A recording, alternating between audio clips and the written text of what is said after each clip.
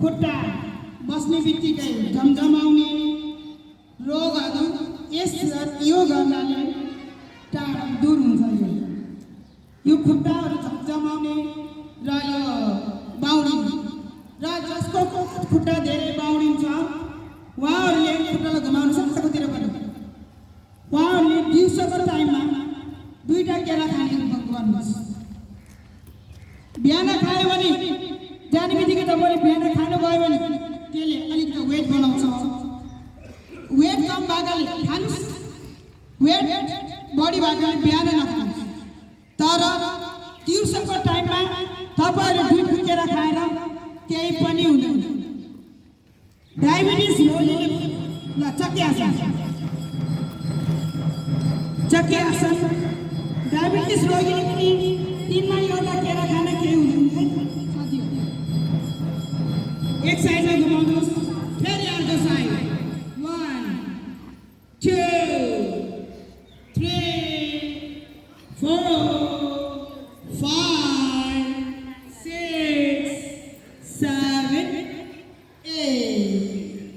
अब हामीले यो कटी सुन्दरी भन्छ। जति सकिन्छ फैलाउनुहोस् र माथि हो है, साइड होइन, यसरी होइन। 1 2 3 4 5 6 7 8 9 10 11 12 13 14 15 16।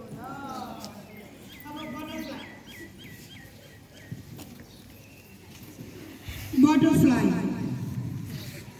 यति राम्रो छ, देख्दाखेरि पनि सजिलो। घरमा टिभी हेर्दा बच्चाहरूसँग साँझको बेलामा 10 मिनट भए पनि बच्चाहरू कसैको बर्थडे पार्टी कसैको के भनेर पढ्न जान्छु घर साथीको घरमा जान्छ भनेको त्यही साथीको घर गएको छ कि गएको छैन त्यो तपाईँले ख्याल गर्नुपर्छ। अहिलेको समस्या एकदमै झन्डो बल्दो भएको छ। बच्चाहरूले कहाँसम्म गर्छन् भने साथीको घर पढ्न जान्छ भन्छन्, त्यहाँ गएर ड्रेस किन्छन्, त्यहाँबाट त्यो ड्रेस लगाएर अन्तै जान्छ। त्यो समस्या हुन्छ र त्यसले गर्दा हामीले आफ्नो बालबच्चालाई साँझको बेलामा एकैछिन बच्चाहरूसँग बसेर गफ पनि गर्नुपर्छ। बच्चाहरूलाई धेरै सुख देखाउनु हुँदैन।